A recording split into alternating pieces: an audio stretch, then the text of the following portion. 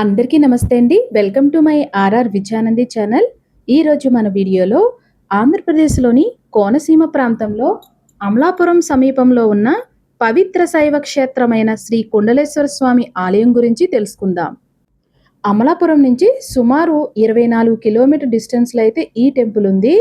అదేవిధంగా కాకినాడ నుంచి యానం మీదుగా 42 కిలోమీటర్ డిస్టెన్స్‌లో అయితే ఈ టెంపుల్ ఉంది. ఇదిగోండి ఇక్కడ మనకి కనిపిస్తుంది కదా, శ్రీ వృద్ధ గౌతమి గోదావరి పుష్కర్ ఘాట్ కుండలేశ్వరం. ముందుగా ఈ పుష్కర్ ఘాటులో స్నానమాచరించి ఆ తర్వాత కుండలేశ్వర స్వామిని దర్శించుకోవాలని ఇక్కడ యొక్క స్థల పురాణం అయితే చెప్తుంది. కాశీ వెళ్ళాలి అనుకునే వాళ్ళు ముందుగా ఈ క్షేత్రానికి వచ్చి ఇక్కడ స్నానమాచరించి కుండలేశ్వర స్వామి వారిని దర్శించుకుని ఆ తర్వాత కాశీ వెళ్ళి దర్శించుకోవాలని స్థల పురాణం అయితే చెప్తుంది. చూసారండి ఇక్కడ వ్యూ అయితే ఎంత బాగుందోనండి. చుట్టూ కొబ్బరి చెట్లు, మధ్యలో అయితే గోదావరి అయితే ఉందండి. ఈ పుష్కర ఘాట్లో స్నానం చేసినట్లయితే పవిత్రమైన గోదావరిలోను గంగా నదిలో స్నానం చేసిన పుణ్యఫలం కలుగుతుంది. ఈ క్షేత్రంలో కాశీకి వెళ్ళి అస్థికలు కలపలేని వాళ్ళు ఎవరైతే ఉంటారో అటువంటి వాళ్ళు ఇక్కడికి వచ్చి ఈ గంగా గోదావరిలో అయితే తర్పణాలు ఇస్తూ ఉంటారు. ఈ గోదావరి నది ఒడ్డునే ఒక పవిత్రమైన రావి చెట్టు ఉంది. ఈ రావి చెట్టు కింద అనేక నాగదేవతల ప్రతిమలు ప్రతిష్ఠించబడి ఉన్నాయి. సంతానం కోసం, సౌభాగ్యం కోసం, నాగదోష నివారణ కోసం ఎవరైతే ఉన్నారో వాళ్ళంతా కూడా ఈ క్షేత్రంలో నాగప్రతిష్ఠలు చేస్తూ ఉంటారు.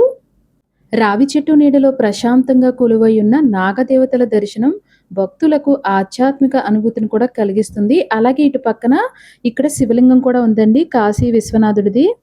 ఈ గోదావరిలో ఉన్న జలాన్ని తీసుకొచ్చి స్వామివారికి మన చేతుల మీదుగా అభిషేకం అయితే చేసుకోవచ్చండి. ఇప్పుడు ఆలయం దగ్గరికి అయితే వెళ్తున్నాం. పార్వతీ సమేత శ్రీ కుండలేశ్వర స్వామి వారిని దర్శనం అయితే చేసుకుందాం. ఈ కుండలేశ్వర క్షేత్రం దక్షిణ కాశీగా పరిగణించబడుతుంది. ఎందుకంటే ఇక్కడ గోదావరి నదిలో స్నానం చేసి శ్రీ కుండలేశ్వర స్వామిని దర్శించడం వల్ల కాశీలో దర్శనం చేసిన ఫలితం లభిస్తుందని ఇక్కడ భక్తుల యొక్క నమ్మకం. ఇక్కడ శివుడు కుండలేశ్వర స్వామిగా, పార్వతీదేవి సమేతంగా కొలువై ఉన్నాడు. ఈ దేవాలయం శివలింగం స్వయంభూగా వెలిసినది. గోదావరి నదిలో స్నానం చేసి ఈ శివలింగాన్ని దర్శించుకోవడం వల్ల భక్తులు చేసిన పాపాలన్నీ తొలగిపోయి మోక్షం లభిస్తుందని విశ్వాసం. అలాగే మార్కండేయుడు, నారదుడు వంటి ఋషులు ఈ క్షేత్రంలో శివపార్వతులను ఆరాధించినట్లు మనకి పురాణాలు అయితే చెప్తున్నాయి.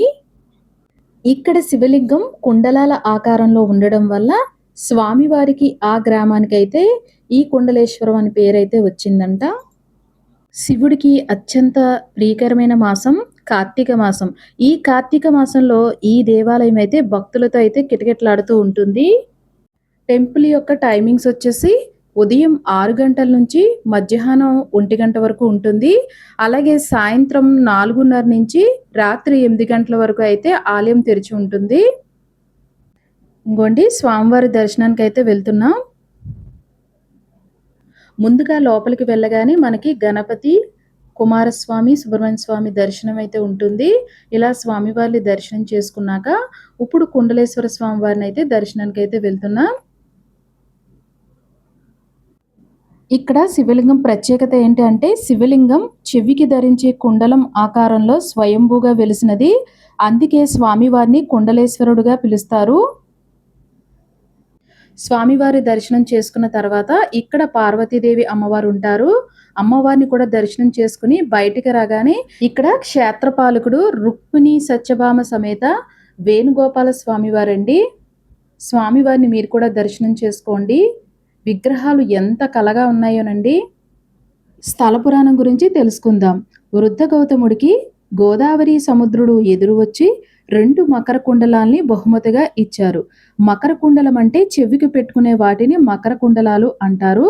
బహుమతిగా ఇస్తే గోదావరి సముద్రుడితో ఈ విధంగా అంటుంది, నాదా నాకు బహుమతిగా మీరు పెట్టుకోమని ఇచ్చారు, అలంకరించుకోమంటే నేను అలంకరించుకోవడం కాదు, మన ఇద్దరం కలిసిన ఈ ప్రాంతం జ్ఞాపకార్థంగా లోక కళ్యాణానికై మానవులు పూజ చేసుకోవడం కోసం ఒక కుండలం నది ఒడ్డున, రెండో కుండలం దేవతలు పూజ చేసుకోవడానికి నదీ గర్భంలో ప్రతిష్ఠ చేయమని కోరిందంట గోదావరి. ఆ వృద్ధ గౌతముడు ఆ విధంగా ఒకటి మానవుల కోసం ఒడ్డును ప్రతిష్ఠ చేసి, రెండోది దేవతల కోసం నదీ గర్భంలో ప్రతిష్ఠ చేసి, తర్వాత నదిలో స్నానం చేసి వచ్చాడు. ఆయన నదిలో స్నానం చేయగా ఆయన వృద్ధాప్యం పోయి యవ్వనం అయితే వచ్చింది.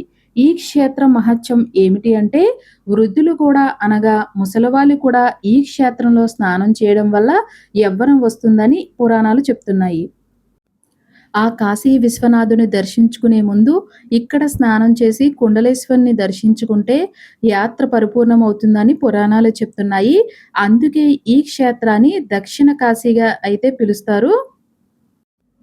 ఇక్కడ మహాశివరాత్రి అలాగే హనుమాన్ జయంతి పండుగలు అంగరంగ వైభవంగా అయితే జరుగుతాయి. కార్తీక మాసం నెల రోజులు కూడా ఈ క్షేత్రం శివనామంతో పులకరించిపోతూ ఉంటుంది. కార్తీక పౌర్ణమి రోజున జ్వాలా తోరణం కూడా చాలా బాగా చేస్తారు ఉత్సవం. అలాగే ఈ ఆలయంలో చాలా ఉప ఆలయాలు అయితే ఉన్నాయి. ఇక్కడ దుర్గమ్మ వారు వనదుర్గగా అయితే వెలిసి ఉన్నారు. అలాగే అభయముద్రలో అభయ ఆంజనేయ స్వామి వారు దర్శనమైతే ఇస్తున్నారు. నమో నమః. శ్రీ గురుభ్యో నమః. హరి ఓం. గణానాం త్వా గణపతిం భవామహే కవిం కవీనాముపవస్త్రమస్తమం జ్యేష్ఠరాజం బ్రహ్మణాం బ్రహ్మణస్పదానస్వన్నోదవిషేదసాదనం గణపతి అనుగ్రహ ప్రసాద సిద్ధిరస్తు. అంబేద్కర్ కోనసీమ జిల్లా కట్రెనకొండ మండలం కుండలేశ్వర గ్రామం. ఈ స్వామి పేరు పార్వతీ కుండలేశ్వర స్వామి. ఈ దేవాలయ ప్రాంగణంలో పార్వతీ కుండలేశ్వర స్వామి మరియు రుక్మిణి సత్యభామ సమేత వేణుగోపాల స్వామి, అభయాంజనేయ స్వామి, అలాగే ఒక ప్రక్కగా శ్రీ కనకదుర్గాదేవి యొక్క అమ్మవారి ఆలయాలు ఉండడం జరుగుతుంది. ఈ దేవాలయంలో పూర్వం నుంచి కూడా ఇక్కడ ఎంతో చరిత్ర కలిగిన దేవాలయాలు. ఒక కుండలం మానవులు పూజ చేసుకోవడం కోసం భూమి మీద, రెండవ కుండలం గోదావరి నదిలో దేవతలు పూజ చేసుకోవడం కోసం ఉండడం జరిగాయి. పురాణాలు చెప్తూ ఉన్నాయి. ఈ స్వామి దగ్గరికి వచ్చేటప్పుడు కాశీ వెళ్లే ముందు ఎవరైనా సరే ఇక్కడికి వచ్చి నదీ స్నానం చేసి స్వామివారి ఆలయాల్లో సంకల్పం చెప్పుకొని స్వామివారిని దర్శనం చేసి కాశీ వెళ్ళినట్లయితే అత్యంతమైనటువంటి ఎంతో పుణ్యం కలుగుతుందని చెప్పేసి పురాణ గాథలు చెప్తూ ఉన్నాయి. అలాగే ఈ మధ్యకాలంలో చాగంటి కోటేశ్వరరావు గారు చెప్పడంతో బాగా వైరల్ అయ్యి జనాలందరూ కూడా తెలియడం జరిగింది.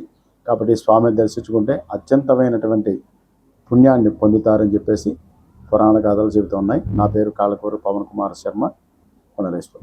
ఈ క్షేత్రం యొక్క మహిమలను గురించి ప్రముఖ ఆధ్యాత్మిక ప్రవచనకర్త అయిన శ్రీ చాగంటి కోటేశ్వరరావు గారు తమ ప్రవచనాల్లో అయితే ప్రస్తావించారు. ఈ క్షేత్రం యొక్క విశిష్టత అలాగే పుష్కర్ ఘాట్ యొక్క మహిమ ఇవన్నీ కూడా చాలా బాగా తెలియజేశారండి. ఈ విలువైన సమాచారాన్ని మనకు అందించారు కాబట్టి చాగంటి కోటేశ్వరరావు గారికి మనం హృదయపూర్వక కృతజ్ఞతలు అయితే తెలియజేసుకోవాలండి. వారి ప్రవచనాల వల్ల ఈ క్షేత్రం గురించి తెలుసుకుని దర్శనానికి వచ్చే భక్తుల సంఖ్య కూడా పెరిగింది. ఇలాంటి మహాపుణ్యక్షేత్రాల గొప్పతనాన్ని గురించి ప్రజలకి ఎప్పుడూ కూడా చేరవేరుస్తున్న ఈ ఆధ్యాత్మిక గురువులకి మనం ఎల్లప్పుడూ కూడా రుణపడి ఉండాలండి. మీరు కూడా ఒక్కసారి ఈ పవిత్రమైన క్షేత్రాన్ని సందర్శించి స్వామివారి కృపకు పాత్రులు కావాలని కోరుకుంటున్నాం. ఓం నమః శివాయ. హర హర మహాదేవ. శంభో శంకర. ఈ వీడియో నచ్చితే కనుక లైక్ చేయండి, షేర్ చేయండి, సబ్స్క్రైబ్ చేసుకోండి. Thank you for watching.